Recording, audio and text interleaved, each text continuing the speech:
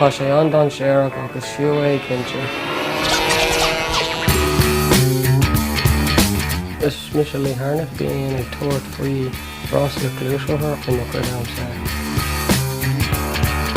Agus í mé ag marcaíocht ar glúisithe thart fá ceir an mbliana sin. Ach hit mé ag rá leis nuair a thosaigh mé ag rásaíocht. Tá Cystic Fibrosis agam an rud ciallaíonn sé ná go bhfuil sé níos deacra orm nuair a tagann sé go dtí eaclaíocht agus tréanáil ach ar an lámh eile spreagann an cinnt mé first.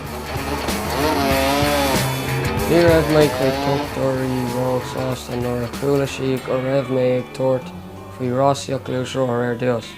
Agus lumsa an saoil seo agus ní raibh mé chun é a tuairt suas mar gheall ar na imní a bhí orthúsá.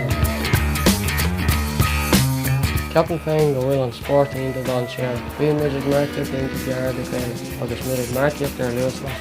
Ach ní léon rud níos fearr ná an rách adrenaline a féidir tá sé dóchar.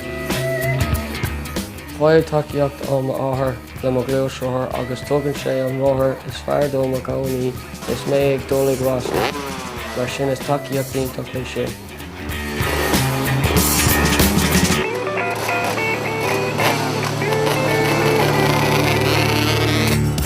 Tá physiotherapy agus eaclaíocht féar tábhachtach go aine le Cystic Fibrosis mar sin ní cha a bhaimsear amháin atá ann. Tá sé macht mo chuid sláinte freisin.